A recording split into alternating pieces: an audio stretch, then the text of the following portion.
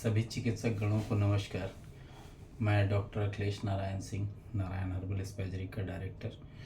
हम लोग NHEH BSc course को रीड कर रहे हैं। सेकेंड फेज़ अभी तक चल रहा था। सेकेंड फेज़ में हम निरंतर बढ़ते रहेंगे। मैं आज से थर्ड फेज़ भी चालू कर रहा हूँ। थर्ड फेज़ में एक्चुअल में है क्या, वो आपको सबसे पहले जानना होगा। सबसे पहले जैसे अगर हम बोलते हैं आलू है, प्याज है, बर्फ़ है, तो हम लोग कई चीज़ों की तासीर जानते हैं। सबसे पहली चीज़ इस बात की इसलिए ज़रूरी होती है कि तासीर अगर आपको मालूम है तो आप ठंडे में गर्म और गर्म में ठंडा नहीं मिलाएंगे। अगर मिलाते हैं तो वो एक अनुपात होगा कि कोई चीज़ ज़्यादा मात्रा में ठंड ली जाए और थोड़ा सा गर्म उसमें डाला जाए, जैसे वेन वन होता है, गर्म होता है। तो ये हम लोग को मालूम नहीं है, वास्तविकता में किसी ने बताया नहीं। और हमने जानने की जो चिकित्सक है, अगर किसी ने जानने की जिज्ञासा भी दिखाई तो हो सकता था कि जिससे हम पूछ रहे हैं उसको यही नहीं मालूम था कि इसकी तासीर क्या है। तो तासीर मालूम होनी चाहिए। हमको ये भी मालूम होना चाहिए कि जो रेमेडीज़ है, जैसे S1 है तो S1 को हम क्या बोलते हैं, जैसे S2 है तो S2 को हम क्या बोलते हैं। प्लांट वाइज किस प्लांट के बिलोंगिंग उसका उल्लेख इंटरनेशनल कोड में किया जाता है। अगर आपको नहीं मालूम है तो कई लोगों का विरोध देखने को मिलता है। पहले तो भारतीय इलेक्ट्रो होम्योपैथी चिकित्सा के अंदर जो स्पैजरिक्स जनरेट की जाती हैं वो नकली होती है, ऐसा वैसा दुनिया जहान की आप कई बातें ऐसे सुने होंगे। फिर बाद में बात आती है कि नहीं, जो इलेक्ट्रो होम्योपैथी भारत में, भाई भारत की चीज़ें हैं, भारत को आप गलत कैसे साबित कर सकते हैं। क्या जो इतने लोग प्रैक्टिस कर रहे हैं वो बेवकूफ़ हैं? एक आप ही विद्वान हैं। ऐसा कहना गलत है। कई लोग हैं जो अपनी सहानुभूति दिखाते हैं। हो सकता है मानसिक विकार हो उनको, ये एक तरह का सेजुफ्रेनिया होता है, जो अपनी कुछ दुर्बलता या शारीरिक कमजोरी को दिखाते हुए सामने वाले से सहानुभूति बटोरते हैं। तो ऐसे लोगों से भी थोड़ा सा सावधान रहना चाहिए, क्योंकि अपने क्षणिक लाभ के लिए वो हमें मिसगाइड करते हैं। किसी भी सिस्टम ऑफ मेडिसिन में अगर हम जाते हैं तो हमको डिज़ीज़ के अकॉर्डिंग हमको टेस्ट कराना होता है। अगर कोई डिज़ीज़ है, क्योर नहीं हो रहा है, तो जैसे बुखार आ रहा है तो हम बुखार जानना चाहते हैं कि बुखार क्यों आ रहा है। सर्दी खांसी बुखार जो भी है उस एक लक्षण है, और लक्षण ही तो है। ये लक्षण की अगर हमको जानकारी क्लियरली हो जाए कि किस डिज़ीज़ में किस प्रकार के लक्षण मिलते हैं, तो आसान हो जाएगा हमको सिलेक्शन ऑफ मेडिसिन का सिलेक्शन करना। तो जब हम इंटरनेशनल वे में जाते हैं और इंटरनेशनल वे में किसी प्लांट की बात करते हैं, जैसे GE है, तो GE को किस प्लांट के बिलोंगिंग माना जाता है? भाई प्लांट तो उसमें बहुत सारे हैं, और हो सकता है किसी, जैसे वेन वन है, वेन वन को थूजा नाम से जाना जाता है, जबकि उसमें थूजा की मात्रा कितनी 5% है। क्यों जाना जाता है? तो उसकी कोडिंग है। अब जिस कोडिंग के अकॉर्डिंग है तो भाई उसको उसी के अकॉर्डिंग ही आपको लेना होगा। डिज़ीज़ के अनुसार जैसे हम CBC कराते हैं, अगर लिवर से रिलेटेड होता है तो सीरम ग्लोबुलिन टेस्ट करते हैं, किडनी से रिलेटेड होता है तो KFT कराते हैं। किडनी का फंक्शन हमको पता चलता है कि क्रिएटिनिन कितना, यूरिया क्रिएटिनिन, उसके अंदर और भी जो भी चीज़ें डिसबैलेंस हुई है वो कितनी है। हार्ट से रिलेटेड होता है तो हम हार्ट की लिपिड कराते हैं, ECG कराते हैं। तो टेस्ट कब कराते हैं? जब हमको डिजीज़ वाइज हमको ज्ञान नहीं हो पाता है या एक्चुअल कंडीशन की हमको जानकारी लेनी होती है, तो हम डिजीज़ का जांच कराते हैं। ठीक उसी प्रकार से जो हम मेडिसिन्स बनाते हैं, अगर हम बोलते हैं कि ये मेडिसिन बनी है, कौन सी, मैं एक स्प्रे दिखाता हूँ। ये एक मेलेक्सो का है, ब्लडॉक्स स्प्रे इसका नाम है। ये स्पाइनल कॉर्ड के ऊपर स्प्रे किया जाता है। इसकी खासियत, अब कोई भी मेडिसिन है, जैसे ये मेडिसिन है तो ये एक फूड सप्लीमेंट्स है, या ये बात तो आप सभी मानते होंगे कि हम फूड्स विभाग के तहत आते हैं। तो जो हमारे प्रोडक्ट्स होते हैं, क्योंकि वेजिटेबल एक किंगडम से बने हुए हैं, और इसका जो प्रोसेस होता है, जो अन्य लोग प्रोसेस करते थे, क्रूड बनाते थे और क्रूड से फिर 1 2 3 बनाए, आप जोड़ते जाइएगा, 1 2 3 बनाए, फिर फोर्थ को 1 बोले, फिफ्थ को 2 बोले, सिक्स्थ को 3 बोले, सेवन्थ को 4 बोले, एट्थ को 5 बोले, नाइन्थ को 6 बोले और 10th को आपके मुंह में डाल दिए डाइल्यूट करके। अब 3 और 6 आप जोड़ करके अगर 10 बना रहे हैं तो आपको एक्यूट डिजीज़ में रिजल्ट नहीं आ रहे होंगे। क्यों नहीं आ रहे होंगे? क्योंकि 1 2 3 को हमको एक्यूट में चलाना था। अब हमको तो मिला ही एक्यूट का थर्ड, हम सेकंड और फर्स्ट का यूज़ कहाँ से करेंगे? अब तीसरी में जो बच्चा पास हुआ उसको पहली में थोड़ी डाला जाएगा, चौथी में डालिएगा ना। वो गलती होती है। अब इसी की वजह से डाइल्यूशन डोजोलॉजी गड़बड़ होती है। डाइल्यूशन गड़बड़ होगा तो डोजोलॉजी भी गड़बड़ होगा।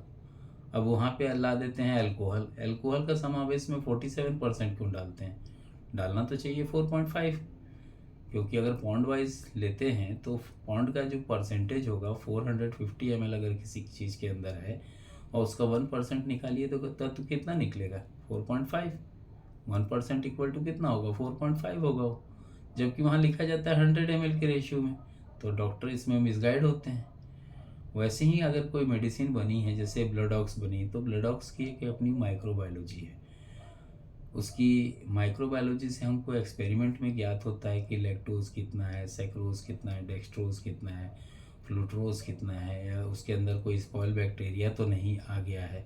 उसकी जानकारी हमें मिलती है, जो कि एक एथेंटिक माइक्रोबायोलॉजी रिपोर्ट होनी चाहिए, एक्सपेरिमेंट के साथ रिपोर्ट भी होनी चाहिए। इसके अलावा में जैसे हम लोग कोई डिजीज़ है, जैसे घाव हुआ किसी को, तो हम क्या कराते हैं जब डिजीज़ ठीक नहीं होता? जैसे किसी को मान लेते हैं फिस्टुला है और वो एक एनल के बाजू से एक छोटा सा घर बना करके एक छोटी सी फुंसी के रूप में आया, और धीरे धीरे आप उसमें बत्ती डाल रहे हैं, चेक कर रहे हैं, साफ़ कर रहे हैं। होता क्या है, वो पंचर होते हुए आपकी लेफ़्ट किडनी सबसे पहले ले लेगा, और जब लेफ़्ट किडनी आपकी डैमेज हो जाएगी तो क्या होगा, जो क्लोन्स वाला जो रास्ता है वहाँ से एक पाइप डाल करके बाहर कर दिया जाएगा। आप एनस से आप स्टूल पास नहीं करेंगे, उस पाइप से जब वो थैली भर जाएगी ऑटोमेटिक उस थैली में बाहर निकल जाएगा। अब क्या करोगे आप? धोने धाने का चक्कर ख़त्म। जबकि हम लोग जो रेमेडीज़ बनाते हैं तो डिजीज़ के जब नहीं डिजीज़ ठीक होता है तो हम क्या करते हैं, उसका पस कल्चर कराते हैं या एंटीबायोटिक सेंसिटिविटी टेस्ट कराते हैं, जिसमें हमको ज्ञात होता है कि कौन सी मेडिसिन से रिएक्शन होगा। मॉडर्न मेडिसिन की बात कर रहा हूँ। जब कौन सी मेडिसिन से रिएक्शन होगा, रेसिस्ट कौन सी मेडिसिन करेगी, कॉन्ट्राइंडिकेशन किस मेडिसिन का हो रहा है बॉडी के अंदर, और सबसे बड़ी चीज़ होती है कि मेडिसिन कौन सी सेलेक्टिव है, 1 2 3 4 ऐसे उसका वे बना रहता है। किस डिजीज़ के अकॉर्डिंग आया है, मतलब कौन सा बैक्टीरिया है, कौन सा वायरस है, कौन सा फंगस है ना, और कौन सा प्रोटोजोआ है, तो ये पता चलता है उससे। तो उसी प्रकार से रेमेडीज़ की भी अपनी एक टेस्टिंग होती है, और अपने लेबॉर्ट्री में अगर आपने टेस्ट कराया है तो वो टेस्ट को मैं नहीं मानता और सरकार भी नहीं मानेगी, मेरे को लगता है। क्यों नहीं मानेगी? उदाहरण के लिए मैं बताता हूँ। आपका बच्चा है, आपका स्कूल है, आपके ही टीचर हैं, क्या आपका बच्चा फेल होगा? सवाल आप जवाब इसी में छुपा हुआ है, आप इस चीज़ को देखिएगा। मैं आज से सेकंड बैच के जो थर्ड फेज़ हैं, जो कि बहुत छोटा सा है, इसको मैं क्लियर करना चाहूँगा।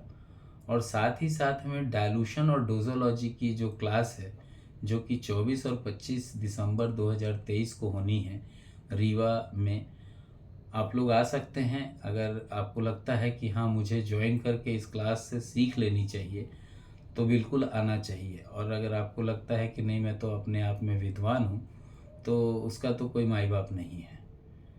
क्योंकि हर आदमी, जैसे मैं भी हूँ, आज मुझे प्रैक्टिस करते लगभग 21 साल हो गए, और इस 21 साल में इतना तो मैं जानता हूँ कि जो भी रेमेडीज़ मैंने बनाई, जो भी फॉर्मुलेशन हमने बनाया, हमने मतलब इसलिए क्योंकि मैं अपने काम को खुद का काम नहीं कहता। मेरी पूरी टीम है, 317 इलेक्ट्रो होम्योपैथी, यूनानी, एलोपैथी के भी डॉक्टर्स हैं।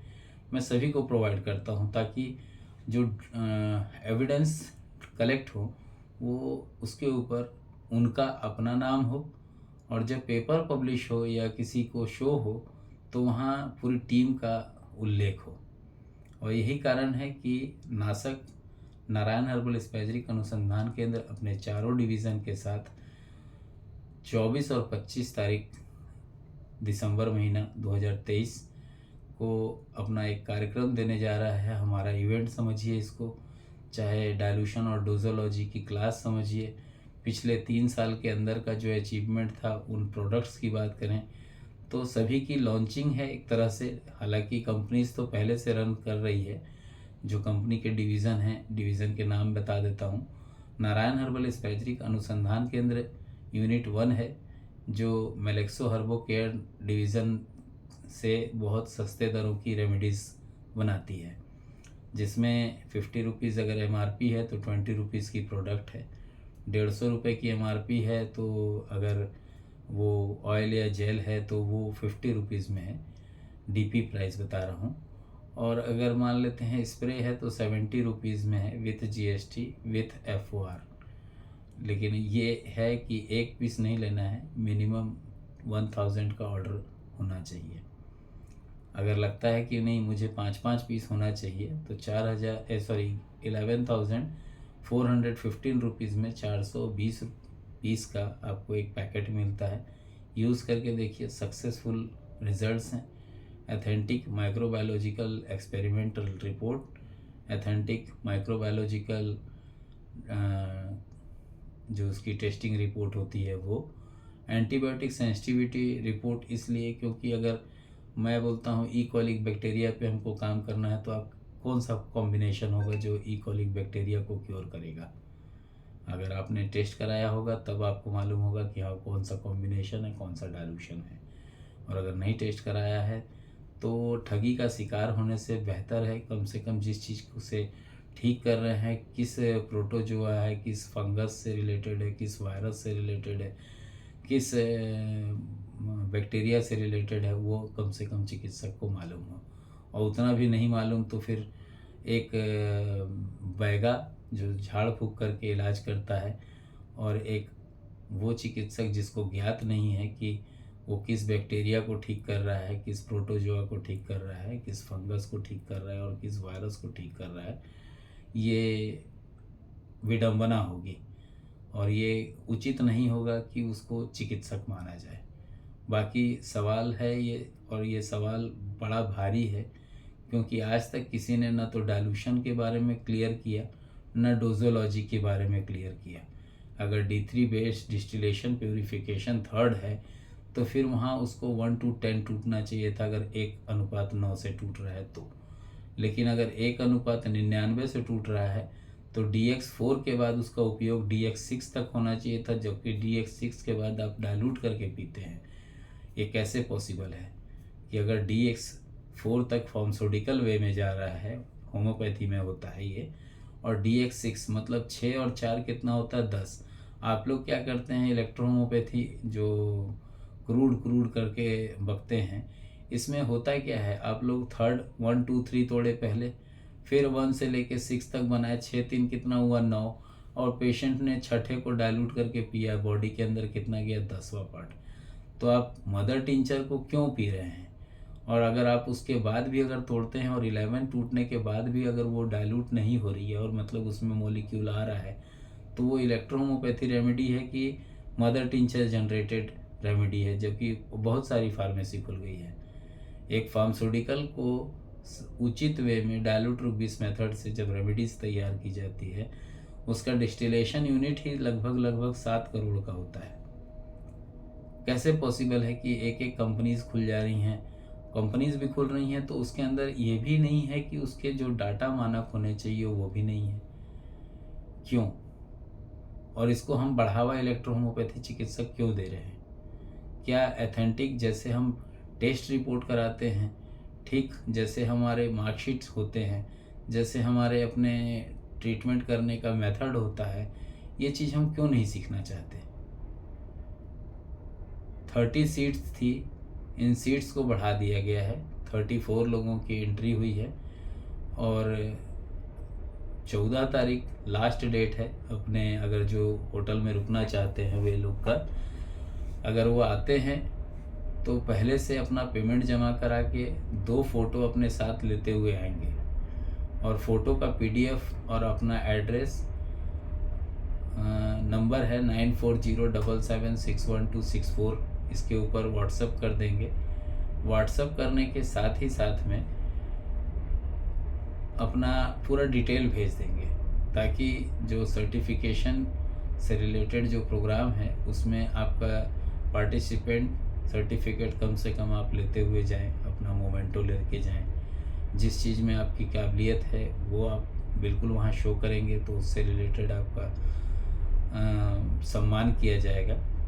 साथ ही साथ में डाइल्यूशन एंड डोजोलॉजी की क्लास है, जो कि विशेष महत्व रखती है।